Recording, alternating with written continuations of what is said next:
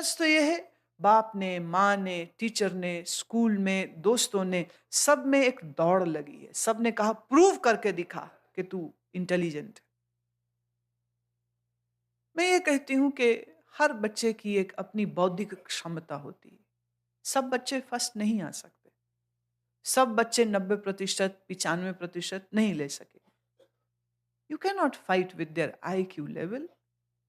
उनका जो intelligence quotient है, अगर वो कम है, तो वो बेचारा आपके प्रेशर से, माँ-बाप और स्कूल और टीचरों के दबाव से वो सिर्फ दब सकता है, सिर्फ वो डिप्रेशन में जा सकता है और वो कुछ नहीं कर सकेगा।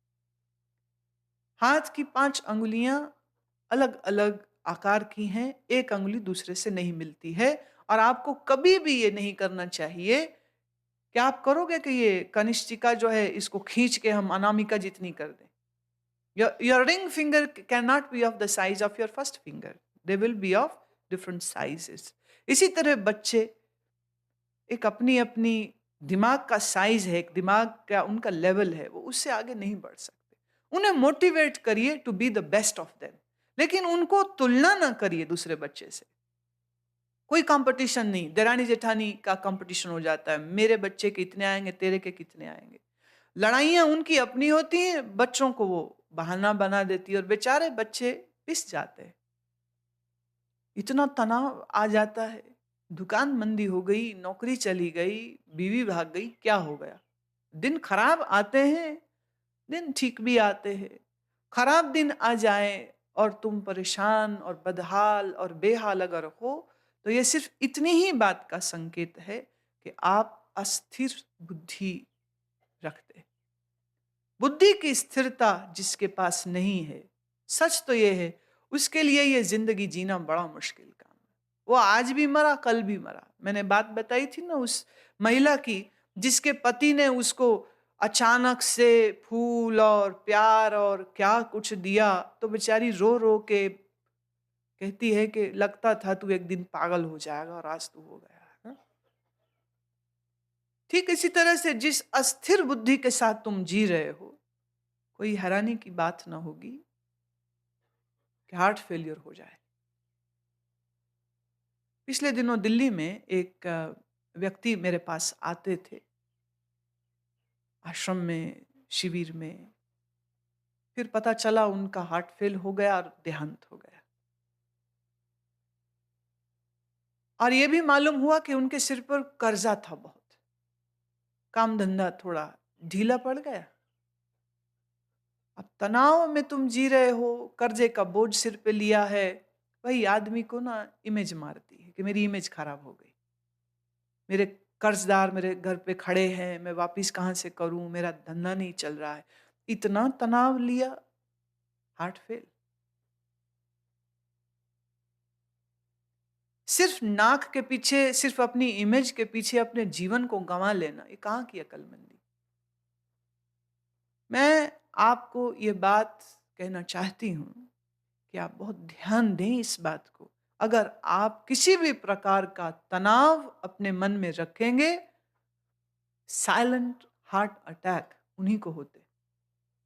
जो अंदर ही अंदर घुलते रहते, चिंता करते रहते याद रखो तुम्हारी ज़िंदगी से कीमती और बड़ा कुछ भी नहीं। दुनिया जाए भाड़ में, तुम खुश रहा करो।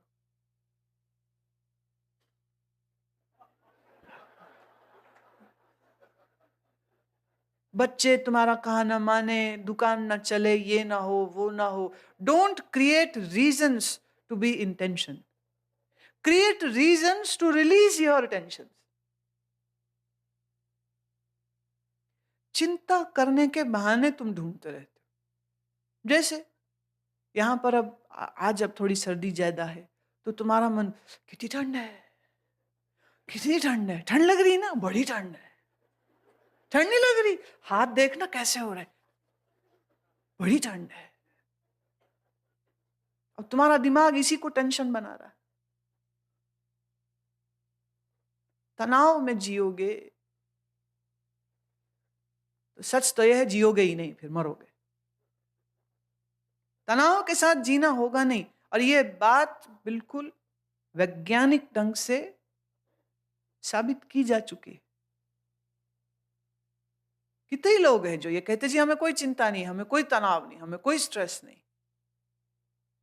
पर मैं उदाहरण देती हूँ जिससे आपको स्पष्ट हो जाए कि तुम्हें तनाव होता है। फॉर एग्जाम्पल, आप कार चला रहे हैं, सड़क पे हैं, आपके आगे 2 कारें हैं, लाल बत्ती हो रखी, आप इंतजार कर रहे हैं, ग्रीन हो गई और तुमने हॉर्न बजाया। अगले कार वाले को तुमने हॉर्न बजाया। तुम तनाव में हो। काहे की जल्दी मची?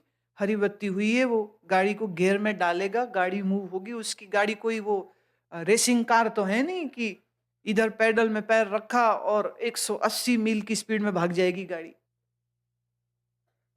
अगली हिलेगी तो दूसरी चलेगी गाड़ी, तो तू निकल पाएगा। जैसे ही ग्रीन बत्ती हुई, हॉर्न पे हॉर्न बज जाते।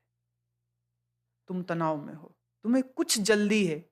काहे की जल्दी है? पूछो, तुम अपने आप से पूछो, किस बात की जल्दी? किस बात का तनाव? क्या मरने की जल्दी? किस बात की जल्दी? तुमने अपने बच्चे से कहा बाजार से ये सामान ले आओ। बच्चा गया है, अभी गया है और तुम अभी से चालू। आया नहीं, आया नहीं, आया नहीं, पता नहीं कितने मर गए, आया नहीं। अरे कुछ तो धीरज धरो, गया है, आ जाएगा, क्या हो गया?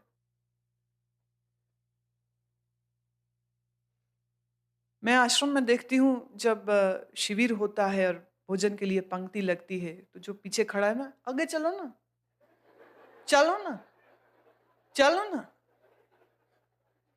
अरे चलो ना, जल्दी। जिसको जल्दी मची हुई है वो तनाव में है। जिसका बात बात पे दिल धड़कने लग जाए, तनाव में। जिसे रात नींद गहरी नहीं आती, तनाव में है। जिसका ब्लड प्रेशर हाई है, तनाव में है। जिसका ब्लड प्रेशर लो है, तनाव में है। जिसके एसिड पेट में बनता है, तनाव में है। जिसको स्किन एलर्जीज होती, तनाव में है। जिसे बार बार जुकाम हो जाए, वो भी तनाव में। तनाव आपके शरीर को रोगी करता है, अस्वस्थ करता है। Psychosomatic diseases, all those diseases which travel from the mind to the body are called psychosomatic diseases. मन से तन तक जो रोग आते हैं, उनका मूल कारण सिर्फ एक होता है, तनाव। और ये अस्थिर बुद्धि का चिन्ह है। भगवत गीता तुम्हें जीना सिखा रही है। भगवद गीता कहती है अपनी अस्थिर बुद्धि को स्थिर करो, अपने चंचल मन को शांत करो, तभी तुम स्वस्थ और सुखमयी जीवन को जी सकोगे। कुछ हो जाए, खबर आ जाए कि कोई तुम्हारा प्रिय रिश्तेदार, संबंधी, मित्र अस्पताल में पहुंच गया, घबराओ मत। घबराने से वो ठीक नहीं होगा, चिंता करने से वो ठीक नहीं होगा। ठीक होना होगा, जरूर हो जाएगा। नहीं होना होगा तो व्हाट कैन यू डू? पिछले दिनों मेरे एक शिष्य के पिताजी की मृत्यु हुई।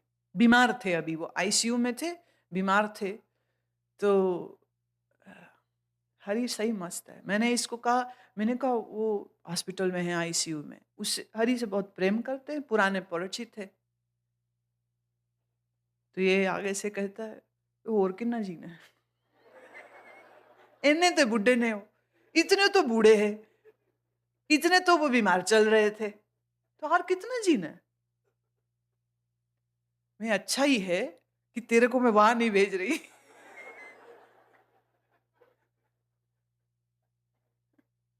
क्या हो गया? मैं एक बात बोल दूं, ये नहीं कि वो दूसरे हैं, गैर हैं, पराये हैं, भी चलो ठीक है, सत्संगी सिर्फ इतना ही रिश्ता है, तो इसलिए उनके लिए ऐसा कहा। जब इसका अपना दादा मरा था, तब भी ये ऐसा ही डायलॉग बोल रहा था। बांधते हैं ना वो फट्टे में, तख्ते में मुर्दे को, वो बांध रहे थे। ये कह रहा था, पेटियां बांध लीजिए, हवाई जहाज उड़ने की तैयारी में है। The plane is ready to take off. Seat belt बांध लो। मृत्यु, रोग, धन का नुकसान, कुछ भी हो जाए, डोंट गेट एजिटेटेड। परेशान होकर के तुम सिर्फ अपने आप को दुखी करोगे, अपने शरीर को अस्वस्थ करोगे और उसका खमियाजा तुम्ही को भुगतना होगा। So be happy and live long.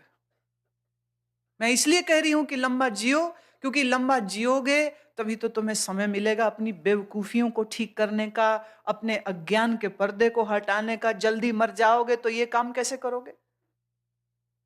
इसलिए चिरजीवी हो में ऐसी भावना रखो, रखनी ही चाहिए तुम्हें।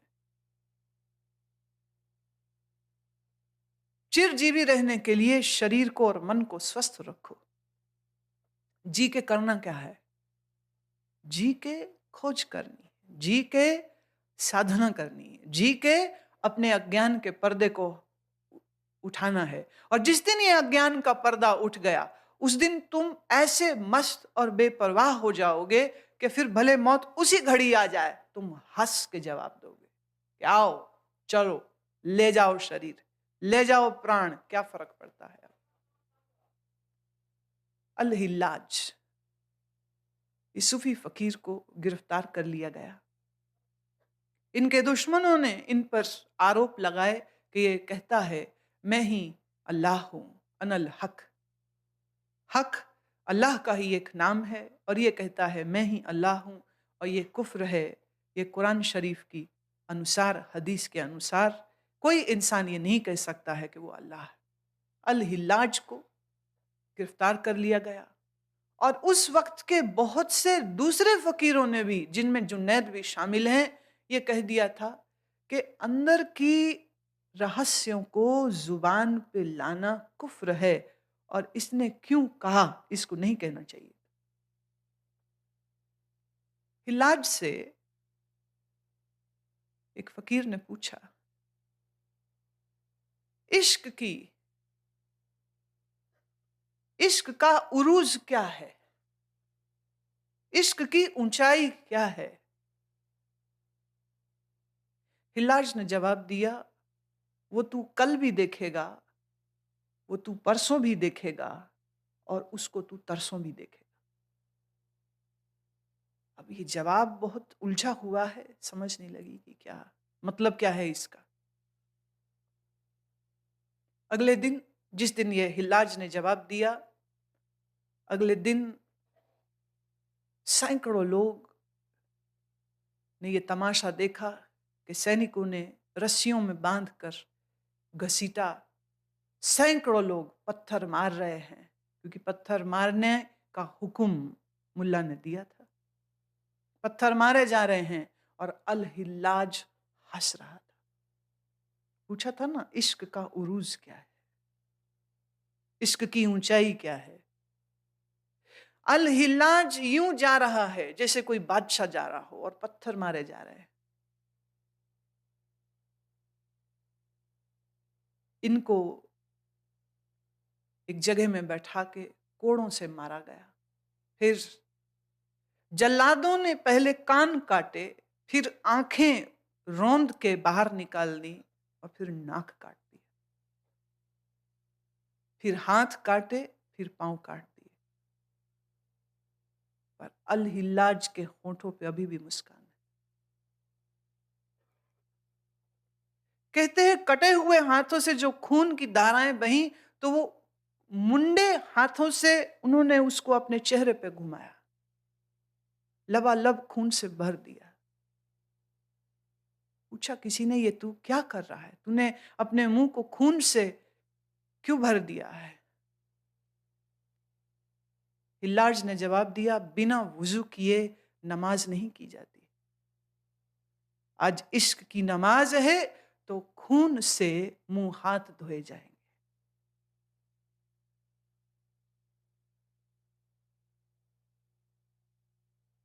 इसी तरह इनको तड़पता हुआ वहां छोड़ा गया और फिर अगले दिन तक वो तड़पता रहा शरीर।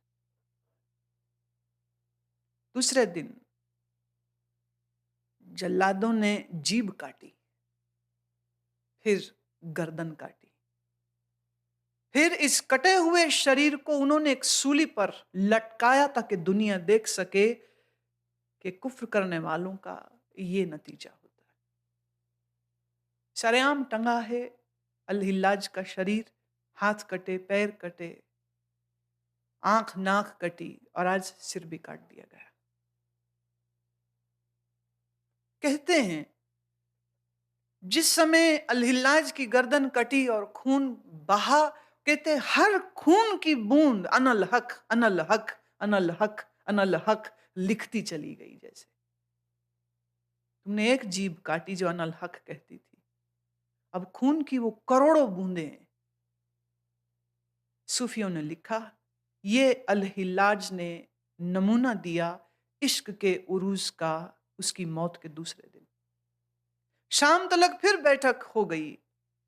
इन कठोर पंथी फंडामेंटलिस्ट लोगों ने कहा कि इसकी लाश अगर यूं सूली पर रखी गई और जो ये रक्त से अल्लाह अल्लाह अल्लाह लिखा गया, अनल हक लिखा गया, ये तो और बहुत मुश्किल हालात पैदा कर देगी।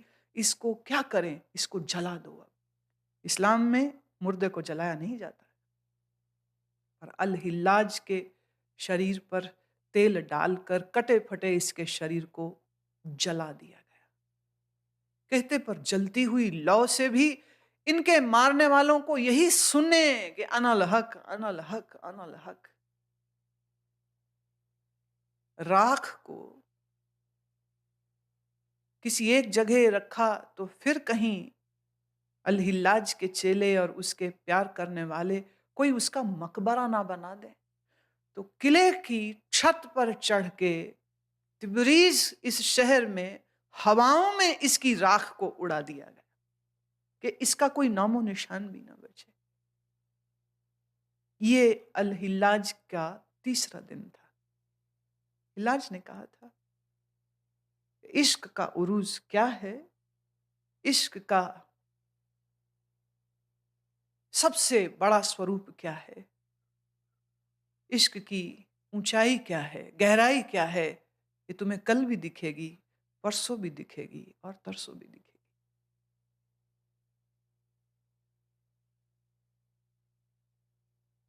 जुबान जब तक कटी नहीं थी, तब तलक हाथ कट चुके, पैर कट चुके, आंखें उन्होंने निकाल दी थी बाहर, कान काट दिया था, पर जीभ अभी है। कान देखो तुम ये बाहर का काट सकते हो, सुनने की शक्ति तो अंदर होती।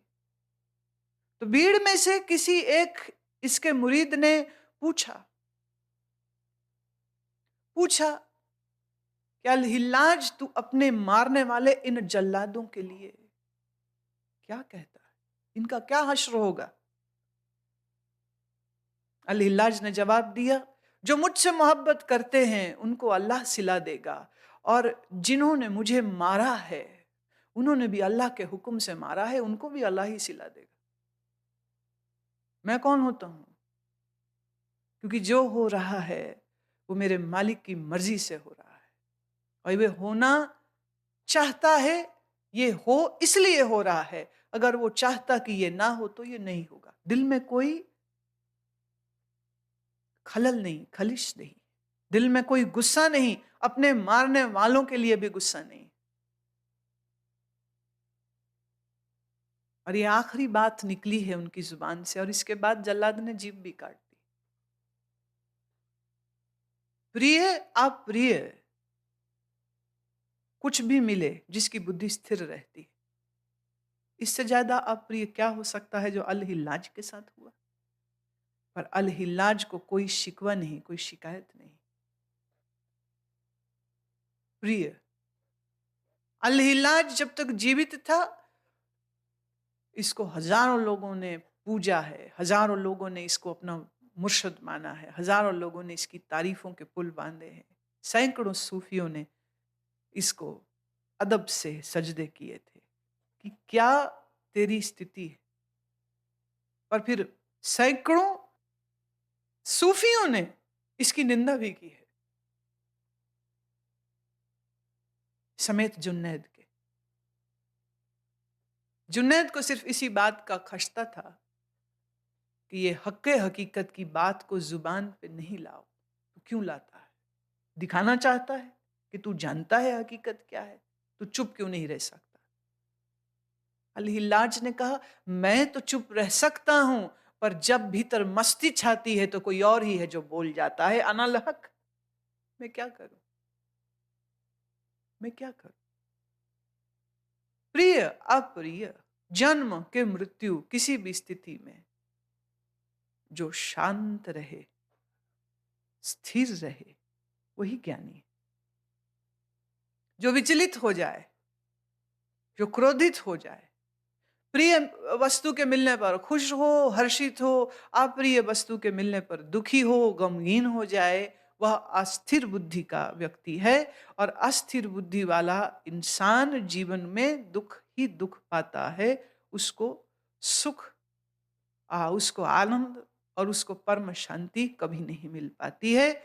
पर जो ब्रह्मवित् ब्रह्माणी, जो ब्रह्मवेत्ता पुरुष सच्चिदानंद ब्रह्म का स्वरूप में स्थिति पाता है, वह कभी भी उद्वेगवान, विचलित और अस्थिर नहीं होता है।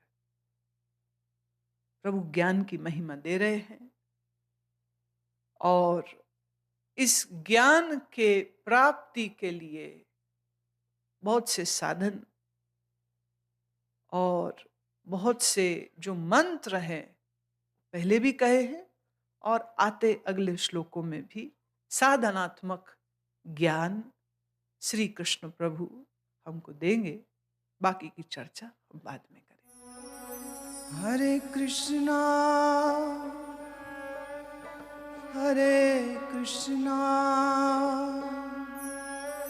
कृष्णा कृष्णा हरे हरे, हरे रामा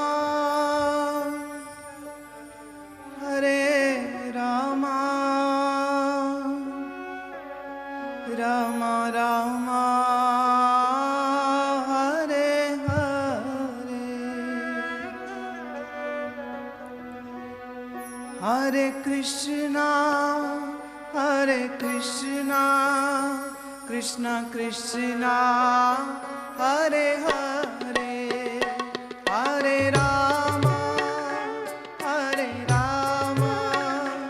राम राम हरे हरे, हरे कृष्णा कृष्णा कृष्णा हरे हरे, हरे राम राम राम हरे हरे,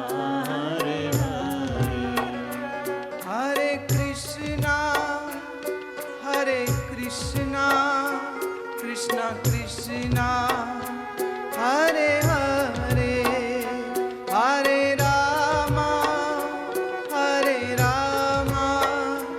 राम राम हरे हरे,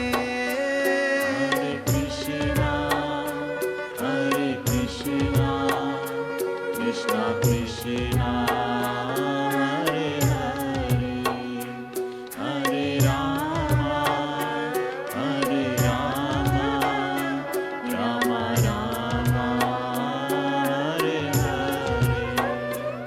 हरे हरे, हरे कृष्णा कृष्णा कृष्णा हरे हरे, हरे राम राम राम हरे हरे, हरे कृष्णा कृष्णा कृष्णा हरे हरे, हरे Ram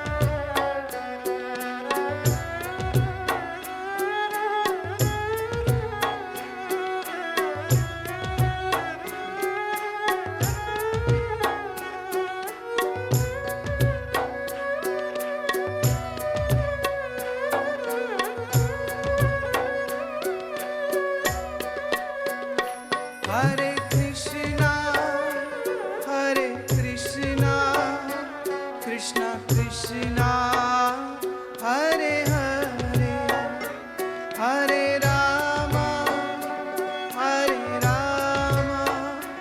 Ram Ram Hare Hare Hare Krishna, Krishna Krishna, Hare Hare, Hare Rama, Rama Rama, Hare Hare. हरे कृष्णा कृष्ण कृष्णा हरे हरे हरे राम